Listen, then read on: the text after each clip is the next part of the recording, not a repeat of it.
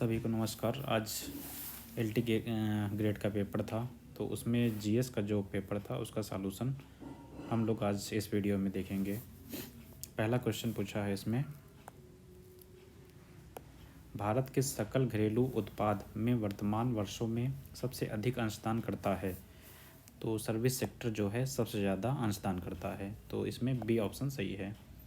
दूसरा, अल्ट्रासोनिक तरंगों की आवृत्ति होती है। तो जो अल्ट्रासोनिक वेव्स होती हैं उनकी जो आवृत्ति होती है 20,000 हर्ट्ज से अधिक होती है।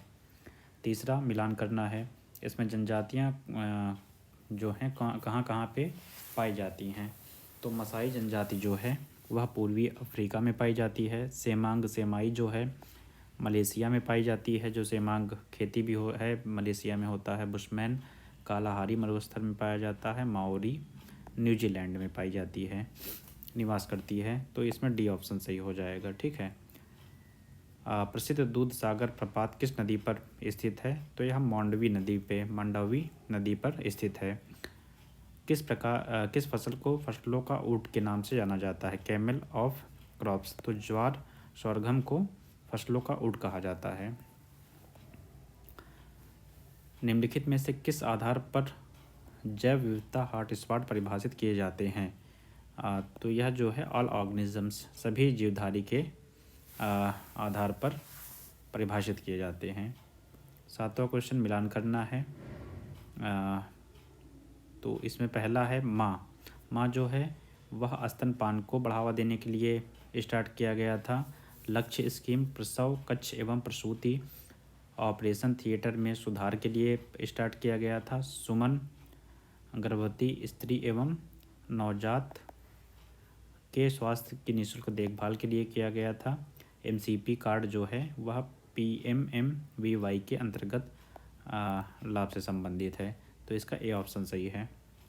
भारत में सर्व शिक्षा अभियान को कब प्रारंभ किया गया था। तो 2001 में प्रारंभ किया गया था। किसी व्यक्ति की स्वतंत्रता को सुरक्षित रखने के लिए उच्च न्यायालय द्वारा निम्नलिखित में से कौन सी रिट जारी की जाती है। तो हैबियस कार्पस, जिसे हिंदी में बंदी प्रत्यक्षीकरण कहा जाता है। तो सी ऑप्शन सही है। 10वां क्वेश्चन, नीचे दी गई फसलों में से कौन सी फसल मोटा अनाज नहीं है। तो गेहूं जो है मोटा अनाज नहीं है, मक्का भी मोटा अनाज है, ज्वार भी मोटा अनाज है, बाजरा जो है मोटा अनाज है। तो गेहूं जो है वह मोटा अनाज नहीं है। जून 2025 में किस देश ने अपने 2 बच्चों की नीति को समाप्त कर दिया। तो वियतनाम ने अपने 2 बच्चों की नीति को समाप्त कर दिया। 12वां क्वेश्चन, इसमें मिलान करना है आर्टिकल। तो जो अनुच्छेद 51 का है वह मूल कर्तव्य से संबंधित है। आर्टिकल जो 14 है विधि के समता से संबंधित है। आर्टिकल 17 जो है अस्पृश्यता का अंत से संबंधित है। आर्टिकल 18 जो है वह एबोलिशन ऑफ टाइटल से संबंधित है, उपाधियों का अंत से संबंधित है। तो ए ऑप्शन इसमें सही है। डूरंड कप किससे संबंधित है। तो एक जो है फुटबॉल संबंधित है। फतेहपुर सीकरी में सम्राट अकबर द्वारा कौन सी इमारत निर्मित कराई गई। तो पंचमहल का निर्माण अकबर द्वारा फतेहपुर सीकरी में कराई गई थी।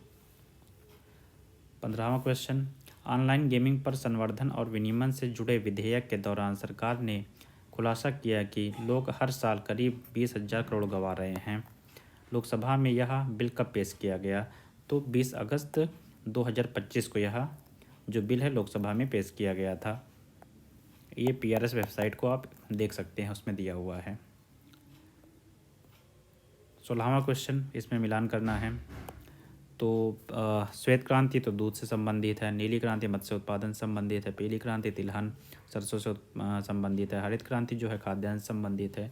तो डी ऑप्शन इसमें सही हो जाएगा। निम्नलिखित में से कौन सा एक खरपतवार सामान्यतः गाजर घास या कांग्रेस घास के नाम से जाना जाता है। तो पार्थेनियम को गाजर घास या कांग्रेस घास कहा जाता है। किस अभिनेता ने बिहार में पिछड़ी जातियों पिछड़े वर्गों के आरक्षण का मुद्दा सर्वप्रथम जोरों से उठाया। तो कर्पूरी ठाकुर ने पिछड़ी जातियों का जो आरक्षण का मुद्दा था वो बिहार में उठाया था।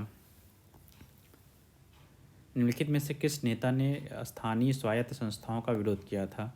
तो BR अम्बेडकर ने विरोध किया था।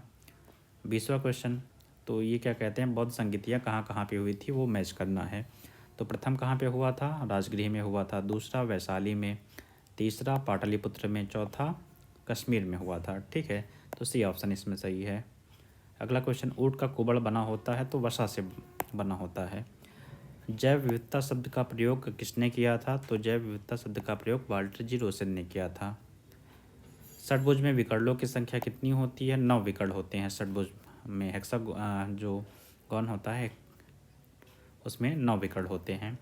यदि किसी संख्या का 20% 50 है तो वह संख्या जो है वह 250 हो जाएगा। आसान क्वेश्चन है। बम्बई में अखिल भारतीय कांग्रेस कमेटी की बैठक कब हुई जिसमें प्रसिद्ध भारत छोड़ो प्रस्ताव स्वीकार किया गया? तो यह 8 अगस्त 1942 को हुआ था। यदि दो संख्याओं का एलसीएम 2079 है और उनका एचसीएफ 27 है, और यदि एक संख्या 189 है तो दूसरी संख्या ज्ञात कीजिए। ये भी एकदम आसान है, तो दोनों को करके इससे डिवाइड कर देंगे तो 297 आ जाएगा। इनमें से कौन सी धातु साधारण ताप पर जल से अभिक्रिया करती है? तो सोडियम को जल में डालने पे आग गर्म हो जाता है, आग टाइप का होने लगता है, जलने लगता है। निम्नलिखित में से 2024 के लोकसभा चुनाव कितने चरणों में हुए? इतना पुराना करंट, तो 7 चरणों में हुआ था। निम्नलिखित अधिनियमों पर विचार कीजिए तथा इन्हें सही कालानुक्रम में व्यवस्थित कीजिए। तो सबसे पहले क्या है? रेगुलेटिंग अधिनियम आया था, रेगुलेटिंग एक्ट आया था। फिर उसके बाद पिट्स इंडिया एक्ट आया था। फिर उसके बाद चार्टर अधिनियम आया। फिर सबसे लास्ट में क्या है? द इंडियन काउंसिल एक्ट आया था। तो सी ऑप्शन इसमें सही हो जाएगा। निम्नलिखित में से कौन से राज्य में सर्दी के महीनों में बाढ़ आती है? तो तमिलनाडु में जो है सर्दी के महीनों में बाढ़ आती है। तो ये 30 क्वेश्चन कंप्लीट हो गया। अगर कुछ करेक्शन है तो मैं कमेंट में पिन कर दूंगा। वैसे सभी आंसर जो है सही है और आसान पेपर था, आसानी से इसको किया जा सकता था। जो पीसीएस की तैयारी कर रहे हैं उन लोगों के लिए तो आसान होगा, जो लोग इंटीग्रेट या उन सब की तैयारी करें उनके लिए थोड़ा सा कठिन हो सकता है, लेकिन इतना भी कठिन पेपर नहीं था। ठीक है, थैंक यू।